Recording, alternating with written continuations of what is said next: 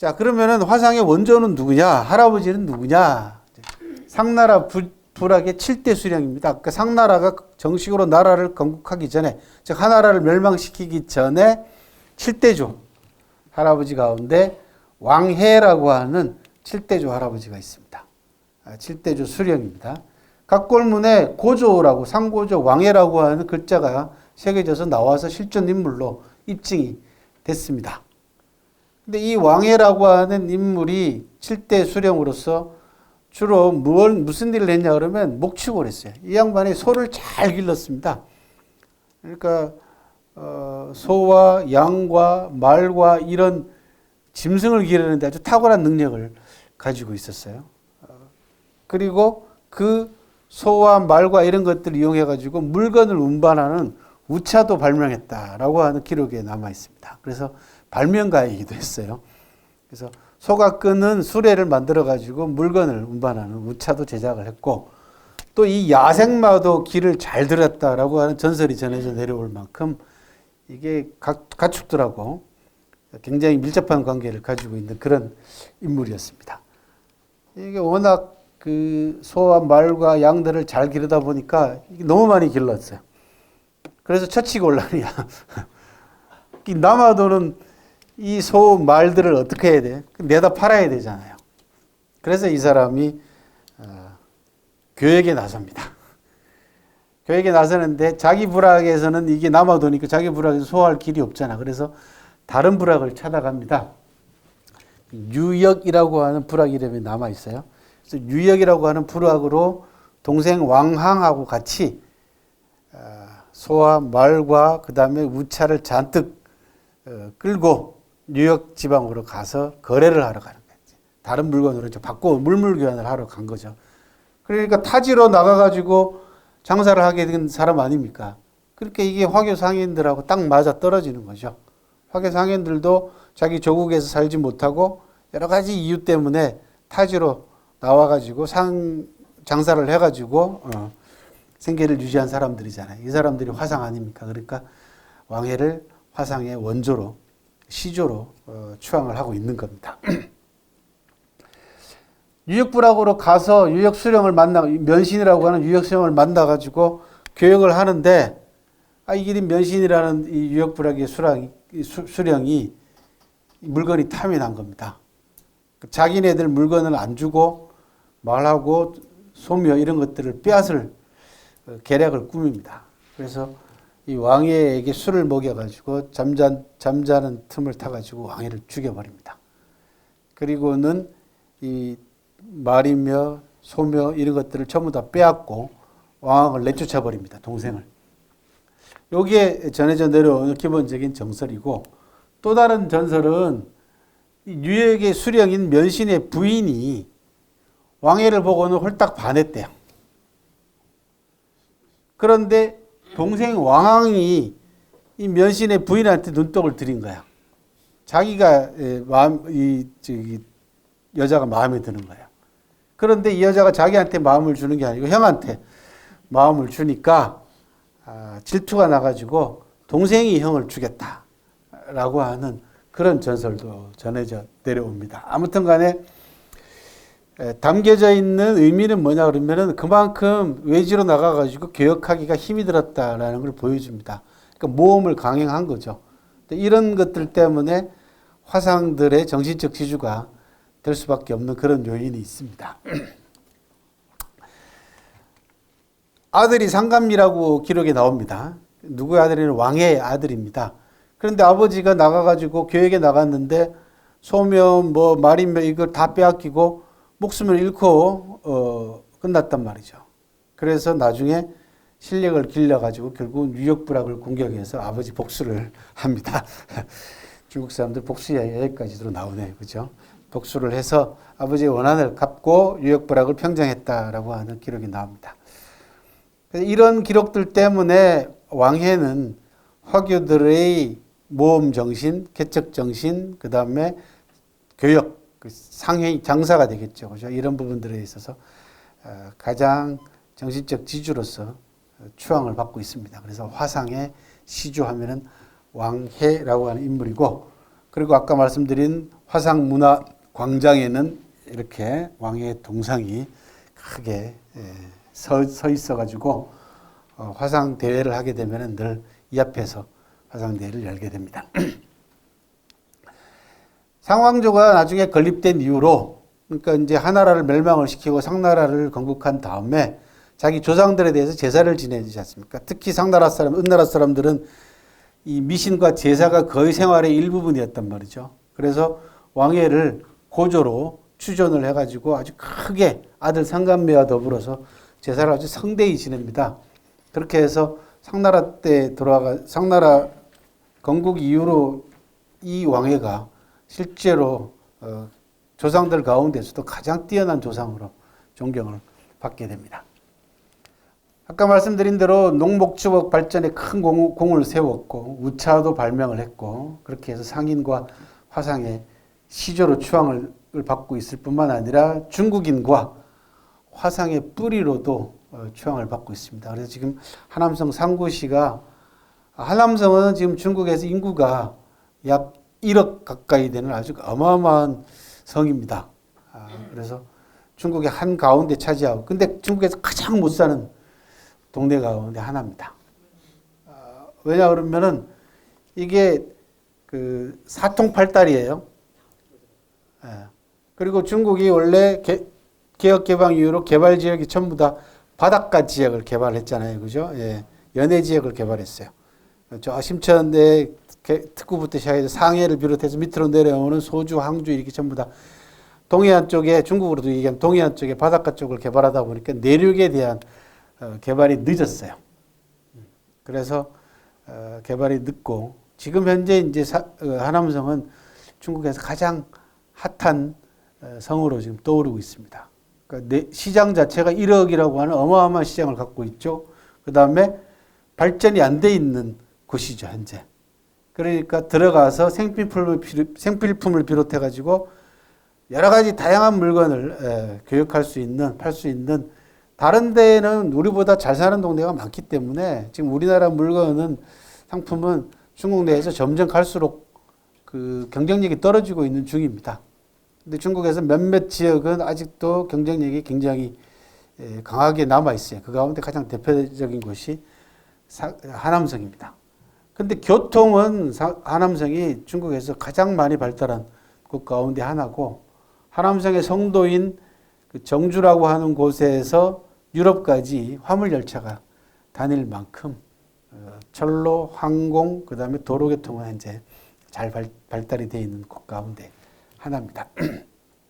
그래서 중국을 진출할 때도 항상 어느 지역이 유망한가라는 부분들을 꼭 보고 진출을 해야 됩니다. 지금까지 우리나라 지방자치단체들이 중국과 거의 대부분 다 자매결연을 맺고 있잖아요. 전라남도는 절강성하고 자매결연이 돼 있어요. 근데 절강성이 제일 잘 사는 곳입니다. 절강성 하면은, 절강성 수도가 어디냐 그러면 항주예요, 항주. 그 하늘에는 천당이 있고 땅에는 소주하고 항주가 있다 할 만큼 잘 사는 곳이에요. 그러니까 절강성 지역에는 전라남도가 별로 교육할 만한 게 없어요. 부족한 게 없습니다. 오히려 우리 쪽이 철강성 쪽에서 도움을 받을 부분들이 꽤 많아지고 있는 그런 상황입니다. 현재로는. 그래서 역전되어 있는 상황이다. 그런데 왜 그러면 절강성을 했냐? 바닥 끼고 있다고. 그거 하나밖에 없어요. 그리고 규모도 안 맞아요. 절강성은 우리나라만 하거든요. 그런데 전라남도하고 절강성하고 이게 우리나라 지자체들이 그 자존심만 내세워 가지고 예를 들면 광주광역시는 중국의 광저우하고 자매결연을 맺고 있어요. 저 광동성의 수도예요. 광주광역시는 인구가 200만 좀 넘죠.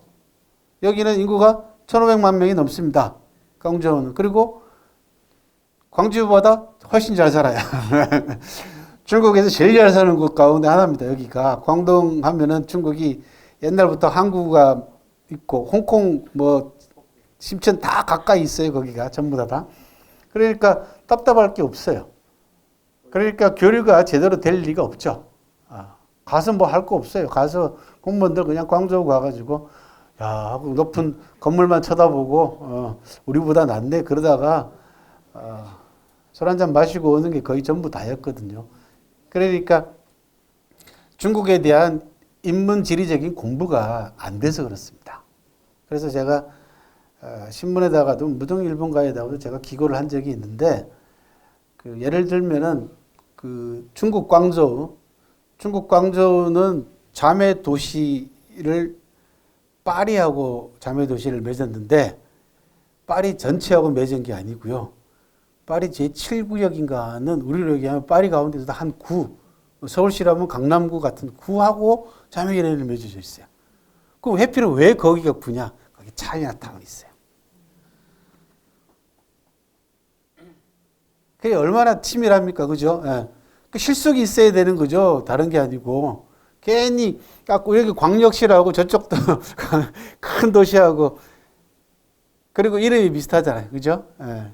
그런데, 공부를 조금만 하면은, 이제 여기는 빛광자고 우리는 저쪽은 넓을 광자예요. 그러니까 한자는 다릅니다. 발음은 광주 똑같지만. 그러면 빛광자 광주가 있는지 없는지 찾아봐야 될 거 아니야. 있어요. 하남성 광주시가 있어요. 네. 인구 300만 명. 딱 맞잖아요. 네. 그리고 거기는 개발 중이야. 투자를 엄청나게 원합니다. 그러니까 체면 이런 거 따질 게 아니라 실질적으로 우리 지자체가 중국과 교류해가지고 어떤 그죠 상호 간에 서로 간에 어떤 도움을 주고 받을 수 있는 그쪽은 주로 농산물들 많이 나오고 하니까 그런 부분들은 우리가 가져오면 되고 여기 기술들이나 그다음에 공산품들은 그쪽에다가 수출해서 팔면 되거든요. 그죠? 그런 부분들이 있습니다. 그리고 투자를 강력하게 희망하는 곳입니다. 우리나라 각 지역의 지명들은 거의 대부분 다 중국에서 온 지명들입니다. 그래서 찾아보면은 거의 다 있습니다. 지금 제가 이제 그 작업을 하고 있는 중인데요. 전남에 설마 여기는 있을까라고 생각했던 지역이 화순이었어요. 화순에 제가 특강을 간 적이 있어가지고 가기 전에 화순을 공부를 조금 하고 갔더니 화순은 설마 있을까 했더니 있어요. 산서성 화순이 있습니다. 중국에. 그런데 지금 우리나라의 지명들이 한자화가 된 게 이제 통일신라 후기입니다. 신라가 삼국을 통일하고 난 다음에 통합하고 난 다음에 한화 정책을 벌려요. 그러니까 중국과 그 당시는 이제 당나라 정책이죠. 당화 정책을 벌립니다. 그 정책을 벌이게 된 기본적인 배경에는 김춘추라는 사람이 임금이 되기 전에 김춘추가 나중에 이제 태종이잖아요. 그죠? 태종 무열왕이잖아요. 김춘추가 당나라로 들어가서 당태종을 만나서 밀약을 합니다. 두 사람이. 무슨 밀약을 하냐 그러면 우리를 도와주면 즉 군사를 보내주게 되면 우리가 복장부터 시작해가지고 모든 걸 당나라식으로 땅 떼주는 건 말고도 그렇게 해서 돌아와가지고 제일 먼저 한 게 뭐냐면 관제 개편 관직 이름들을 당나라식으로 바꾸고 옷을 바꿉니다. 당나라 복장으로 옷을 바꿔요. 그리고는 당나라 군대를 빌려가지고 고구려 백제를 멸망을 시키고 삼국을 통합을 했잖아요. 그런데 땅을 다 차지하겠다고 당나라가 나서는 바람에 다시 나당 전쟁이 벌어져서 당나라를 몰아내고 대개 대동강 이남 쪽으로 신라가 영역이 확정이 됐죠. 그리고는 어느 시점인가부터 이두를 버리고 한자를 쓰기 시작을 합니다. 그게 되게 8세기 무렵으로 보입니다. 그렇게 해서 우리나라 지명이 다 한자로 바꾸는데 한자로 바꿀 때 충분한 조사가 이루어졌는지 안 이루어졌는지는 알 수가 없어요. 왜냐하면 기록에 남은 게 없기 때문에 중국에 있는 지명을 전북 전주에다가 지명을 전주라고 쓰는데 전주에 중국감이 있어요. 예. 거기하고 과연 전주가 어디가 뭐가 비슷한가라는 이런 부분들을 과연 조사를 하고 했을까 아니면은 그냥 무작위라고 했을까. 강원도 가면 오대산이 있잖아요. 중국의 산서성 가면 오대산이 있거든요. 그죠? 그러면 이게 맞춰가지고 했는지 안 했는지에 대한 기록이 없어요. 그래서 추측할 수밖에 없는데, 화순을 조사를 하다가 우연히 보니까 전남 화순이 특징인 게, 우리 옛날에 저희가 지리 시간에 배웠잖아요. 전남 화순 하면은 뭐가 있었냐면 탄광이 있었어요. 화순 탄광이. 탄광은 다 북쪽에 그 강원도 그 이북 쪽에 있는 걸로 있는데, 여기 남쪽에 화순 탄광이 유명하거든요. 그죠?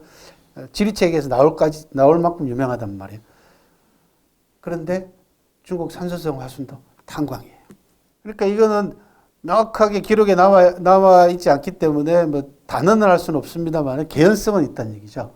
그러니까 함부로 갖다가 쓰지 않았을 가능성, 그죠? 지명을 무조건 갖다가 여기는 그냥 니들은 그냥 화순으로 해라, 뭐 니들은 담양으로 해라 이게 아니고, 예. 담양도 있습니다. 중국의 저 호남성에 가면은 담주라고 해서 담양의 이름이 관계되는 그 가운데 장사시라고 하는 시 한쪽 기퉁에 구 이름으로 담양이 있어요. 실제로. 맞춰보면 다 있습니다. 그런 그 내력이 있기 때문에 지자체들이 자기들의 이름하고 중국 지명하고 먼저 맞춰볼 필요성이 있다. 중국의 광주는, 빛광자 광주는 하남성에 원래 빛광자를 쓰는 나라가 있었어요. 이미 춘추시대 때. 그러니까 2600~700년이 넘은 역사를 갖고 있습니다. 거기가. 광국이라고 하는 나라가 있었고, 지금 현재 그 광자를 따서 광주라고 합니다. 그러면 여기 빛광자 광도 그쪽하고 연계됐을 가능성을 배제할 수가 없습니다. 이제 그래서 그런 연원들을 따져서 장미계란을 새롭게 재조정해야 될 필요성, 이런 부분들은 뭐 분명히 있는 것 같습니다. 그렇게 해서 왕해는 오늘날 화상들의 메카라고 불리는 상구시, 상나라의 출발점인 상구시가 화상의 메카가 됐고, 또 그 출발점에 상나라의 출발점 7대조인 왕해는 화상들의 시조로서 추앙을 받고 있고, 중빈제신이라고 해서 신격화되고 있습니다. 중빈제신은 재물의 신이죠. 그죠? 이 제신은 재물의 신인데 중국의 빛나는 재물의 신이라는 뜻입니다. 중국의 빛나는 재물의 신 왕해로 추앙을 받고 있습니다. 어느 지역이든지 간에 그 지역 사람들의 정신적 지주가 될 만한 역사적 인물이 있으면은 그만큼 그 지역의 풍토가 달라집니다. 예를 들면은 뭐 제가 평생 공부하고 있는 사마천 고향인 섬사성 한성시는 영광보다도 규모로 얘기하면 인구는 뭐 55만 명이지만은 규모면으로 따지면 중국에서 인구 55만 명 하면은 우리나라로 얘기하면 인구 2만 명, 3만 명 군 정도밖에 안 됩니다. 아주 작은 군이지만은 사마천이라고 하는 역사학자 한 사람이 태어남으로 해서 그 지역의 풍속과 문화와 모든 게 다 사마천의 정신을 따라갑니다. 그래서 한성시를 대변하는 사자성어는 풍추사마라고 합니다. 풍속도 사마천을 따라간다라는 뜻이에요. 저는 그 부분을 어떻게 문학적으로 표현을 하냐 그러면, 사마천 고향인 한성에 가면은 바람에서도 사마천 냄새가 난다 라는 말로 표현을 합니다. 종종. 풍추사마는 한성시를 대변하는 네 글자가 됐습니다. 제사 때고 무슨 행사 때마다 늘 걸리는 네 글자가 풍추사마다. 이 상구시는 중빈제신이라고 하는 왕해라고 하는 인물이 대표적인 인물로 추앙을 받고 있고, 전 세계 5천만 화상의 화교 상인들의 정신적 지주일 뿐만 아니라 중국 사람들의, 오늘날 중국의 경제력을 놓고 봤을 때는 중국 사람들의 또 다른 여러 시조 가운데서도 또 하나의 시조로서 지금 현재 각광을 받고 있습니다.